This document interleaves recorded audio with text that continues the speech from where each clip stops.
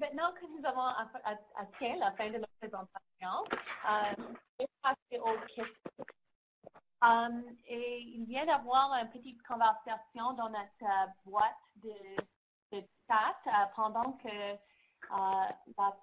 la dernière présentation se passait. Il y a une discussion qui est ensuite liée à l'agence. Je sais que vous avez déjà abordé là-bas, Martine, et José aussi, mais avez-vous d'autres points à clarifier avant qu'on passe à une autre question? Non, est-ce que vous m'entendez? Oui. OK, super. Non, c'est ça, je crois que Mme Jutra demandait si c'est une traduction de agence. Effectivement, je crois que j'ai juste fait une traduction littérale de agency, qui est en fait la capacité des individus d'agir. Et la conclusion de notre discussion, c'était que la capacité d'agir, donc l'agency et l'empowerment, étaient interreliés. Donc, je crois que plus la capacité d'agir est grande, plus une personne va se sentir empowered, et plus une personne est empowered, plus elle va avoir une grande capacité d'agir éventuellement. Donc, je crois que c'est un peu circulaire. OK, c'est bon, merci. Donc, notre première question, ça vient de Geneviève McCready. Elle demande quelles sont les limites d'un point d'entrée moins classique, comme l'approche de collective lifestyle présentée.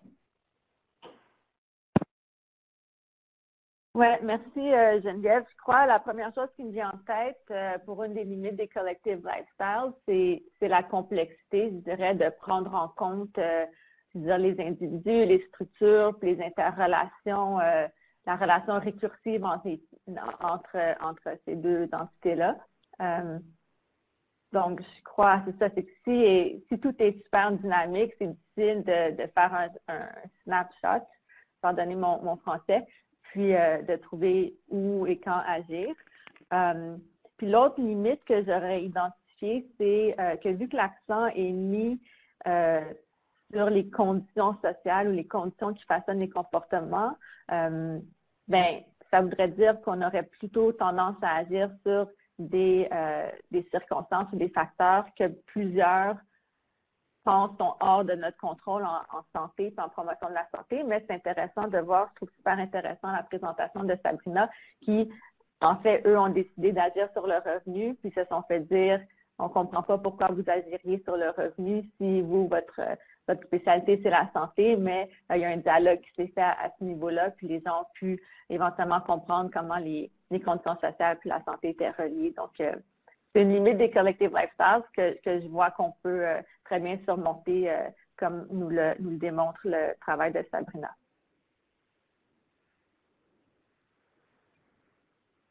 Voilà, merci. On a une autre question de Geneviève pour Sabrina. Et elle demande, dans vos quartiers, y avait-il des organismes communautaires, je viens juste de perdre la question, un moment, des organismes communautaires de défense de droits à l'aide sociale?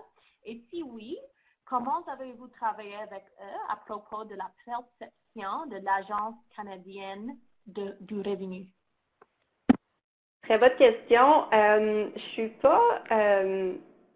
Je suis pas au courant s'il y a des agences communautaires de défense de droits à l'aide sociale. On n'en a pas. Il n'y a personne qui s'est manifesté à travers ce projet-là. Par contre, en ce qui a trait à la perception de l'Agence de revenus du Canada, on est chanceux. Je ne sais pas si c'est comme ça partout au Canada, mais au Manitoba et en Saskatchewan, on a une...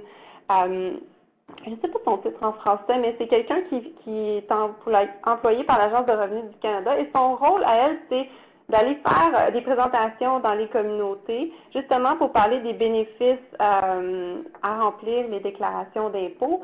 Et elle a un autre rôle, c'est lorsque les individus font l'expérience ont des mauvaises expériences ou ont différentes barrières, ça va être une personne qui va être capable de dire, OK, Ça ne fonctionne pas. Vous n'avez pas eu de réponse encore. Attendez, vous devriez contacter telle personne, puis essayer de dire telle chose, puis ça devrait mieux fonctionner. Donc, c'est quelqu'un qui n'est pas perçu négativement, qui est excellente pour vulgariser les termes qui sont compliqués par rapport aux déclarations d'impôts ou les termes fiscaux compliqués. Donc, je pense que ça a pu aider par rapport à la perception de l'Agence de revenus du Canada. Il faut garder en tête que aussi ce programme-là qu'on a supporté, c'est pour les gens qui ont des déclarations d'impôts qui sont simples. Donc, c'est parfois pas des fois qui ont des vraiment mauvaises expériences, peut avoir des situations plus compliquées.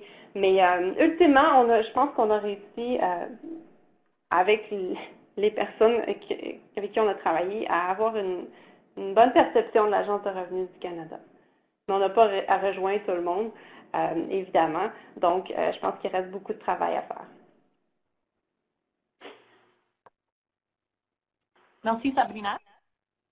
Donc, on a une question maintenant de Claire Hussard et Claire joue le rôle de l'avocat du diable ici, mais elle demande des questions par rapport à sa rôle en promotion de la santé et elle demande est-ce que c'est mon rôle d'aider les gens à faire le rapport d'impôt ou est-ce que les aider de cesser à fumer, ne les aidera pas à avoir plus d'argent dans nos poches? Donc, je ne sais pas qui veut répondre à ça, mais qu'en penses-tu, Sabrina, José, Martine? Je peux glisser un mot sur cette question. C'est définitivement une question qui passe par la tête des gens lorsqu'on parle d'importance du revenu. Je pense que, premièrement, il n'y a pas juste une solution pour aider les gens à être en meilleure santé. C'est aussi important à aider les gens à cesser de fumer, mais également à prévenir peut-être le début de l'initiation du tabagisme. Et il faut se questionner, je pense, à savoir pourquoi les gens fument. Est-ce que c'est... il y a toutes sortes de raisons, évidemment, pourquoi les gens fument, mais une des raisons peut-être que c'est une source de plaisir accessible financièrement, donc pas l'argent pour partir en voyage ou pour faire des cours de yoga ou d'avoir tout plein de plaisir si on veut, mais acheter une cigarette, c'est peut-être accessible, puis là après ça, c'est certain qu'on devient, je parle mes mots français, on devient dépendant de la cigarette, mais à l'origine, dans le fond, si on agit au niveau du revenu, peut-être qu'on va limiter le nombre de personnes qui vont commencer à fumer ou donner accès aux gens à des aides à l'arrêt du tabagisme également. Mais je peux peut-être intervenir par téléphone, mais c'est vrai que des fois, pour moi, je suis Claire Jutras, c'est la poule ou l'œuf. Récemment, j'ai su que suite à une de mes interventions, 18 mois après, la personne qui était une intervenante de santé, mais disons dans des conditions précaires, monoparentales et tout ça, est venue me dire qu'elle avait réussi à cesser de fumer et qu'elle fumait 2 paquets par jour. Elle était vraiment dépendante. Ça lui coûtait 700$ par mois. Elle devait faire des heures supplémentaires pour payer son tabac et donc j'étais tout contente qu'elle puisse, et j'ai voulu renforcer là, son sentiment de compétence et tout ça et valoriser ce qu'elle avait fait, ce qui était vraiment facile à faire puisque c'était magnifique. Et je lui ai demandé si elle s'était, disons, félicitée de ça, mais elle a dit, tu sais, à 700$ par mois, ça va vite. Depuis, j'ai acheté des meubles à mon fils. J'ai déménagé dans un nouvel appartement plus confortable. Je me suis acheté une voiture et je m'en vais en voyage, tout ça. Donc, je me suis dit, finalement, et c'est pour ça que je viens faire l'avocat du diable, la poule ou l'œuf, c'est-à-dire que cette personne-là, en l'aidant à cesser de fumer, j'ai amélioré sa qualité de vie, non seulement au niveau santé, mais aussi au niveau social. Donc, des fois, j'ai un peu de mal avec des approches qui sont j'ai pas la solution, mais j'ai des fois un peu de mal avec des approches comme ça. Je comprends qu'à la base, il vaut mieux être riche et en santé que pauvre et malade, là. Fait que si je pouvais, je rendrais tout le monde riche. Mais en même temps, je me dis, qu'est-ce que j'ai dans ma cour à moi et ça m'interpelle. De toute façon, je pense pas que mon boss va me laisser aller aider les gens à faire leur rapport d'impôt, mais moi, c'est comment rentrer dans ces milieux-là plus facilement avec des personnes vulnérables, comme vous dites, au-delà du facteur de risque, puis pouvoir les outiller pour qu'ils réussissent à, à améliorer leur sort et leurs conditions. Et notamment, mon dossier, c'est le dossier tabac. Fait que c'est pour ça que je suis un petit peu déstabilisée, je peux dire, par rapport à ça. Même si je comprends qu'à la base, oui, s'ils avaient plus d'argent, peut-être que ça irait mieux. Mais en même temps, est-ce que s'ils ont plus d'argent, ils vont juste plus fumer? Je sais pas. Est-ce que je sais pas. Moi, je trouve que c'est un excellent point et dans un monde idéal, et je pense que ici, on travaille aussi au niveau directement de l'association de la prévention du tabagisme. Donc, je pense que définitivement, quand les gens ont le support et les ressources pour cesser de fumer, puis après ça, ils peuvent définitivement profiter de l'augmentation du revenu, augmenter leur qualité de vie. Et c'est une bonne question de l'œuf ou la poule. Je pense que si on peut travailler à tous les niveaux en même temps, c'est l'idéal. Puis dépendamment de la population avec laquelle on travaille et du contexte, ça va influencer, je pense, nos approches. Mais je comprends tout à fait le point de vue. Merci. Ouais. Moi, je voudrais juste rajouter, en fait, votre exemple est super intéressant, mais je veux dire, cette intervention-là a fonctionné pour cette personne-là et a eu le résultat qu'on observe. Elle a dit, waouh, je peux mettre de l'argent de côté, faire plein de trucs avec, puis elle a vraiment amélioré sa situation. Mais pour plein d'autres fumeurs, ça se peut que nos interventions qui ciblent spécifiquement le tabagisme passent complètement à côté de la traque. Donc, je pense qu'au final, il faut un arsenal d'intervention, mais effectivement, les moyens sont limités, les ressources sont limitées. Donc, je crois que ça revient à bien connaître le contexte, puis nos populations, mais aussi les individus qui forment nos populations. Tous les fumeurs ne sont pas pareils, tous les gens à faible revenu ne sont pas pareils, puis n'ont pas la même capacité, on revient à cette idée-là, la même capacité d'agir sur, de répondre aux interventions qu'on leur présente dans un sens.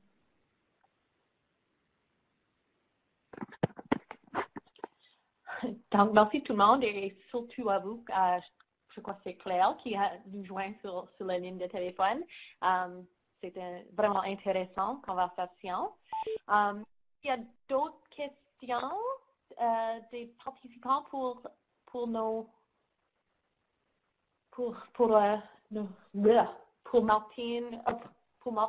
Martine ou soit Sabrina aujourd'hui. Il y a d'autres questions?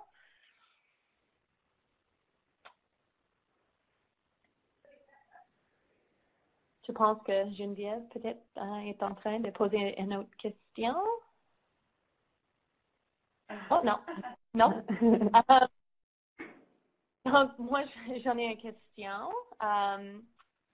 Et c'est, est-ce qu'il y a un danger d'aggraver les inégalités en matière de santé en intervenant par la promotion de santé? Et est-ce qu'il y a quelque chose qu'on peut faire pour éviter cela?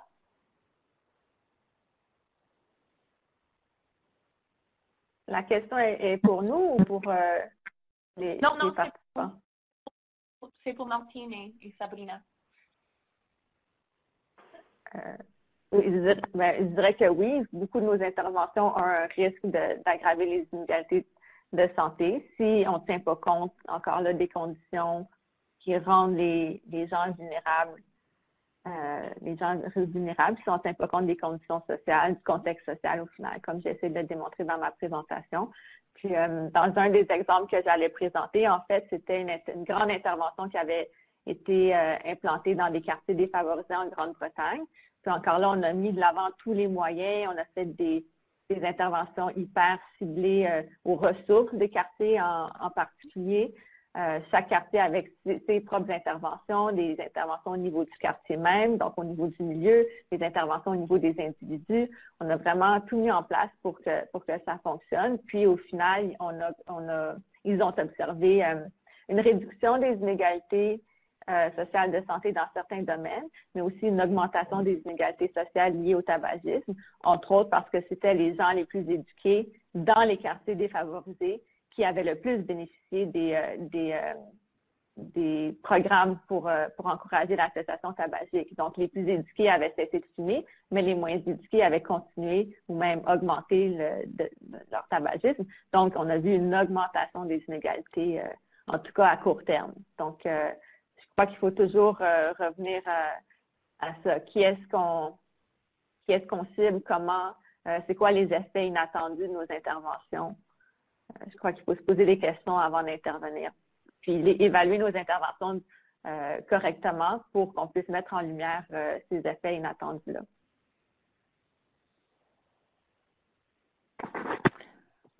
C'est beau. Merci pour cette réponse. Donc, on n'a pas d'autres questions pendant que tu as parlé. Donc, je vais terminer notre période de discussion, mais je veux dire merci à Martine, Sabina et José pour vos excellentes discussions. Et à notre auditoire, veuillez prendre le temps pour vos sondages d'évaluation pour nous aider à vous mieux servir. Je ne sais pas si tu as vu dans la boîte de chat, mais le lien qui paraît sur votre écran maintenant, ça ne fonctionne pas. Donc, on va vous envoyer un lien après le webinaire pour que tu peux compléter l'évaluation. Et on aimerait beaucoup si tu feras cela pour nous. Donc, tu peux voir sur l'écran, on a beaucoup de webinaires à venir dans cette série. Et si ça vous intéresse et tu tentes de participer en anglais, s'il vous plaît, vas-y à notre site web et enregistrer. Et finalement, tu peux voir ici toute l'information et ressources qui sont disponibles sur notre site web. Donc, consultez notre site si ça vous intéresse. Merci à tous pour votre participation aujourd'hui et votre patience avec ma français. Je sais que parfois c'est un peu long, mais je fais de mon mieux. Alors, au revoir tout le monde et merci encore.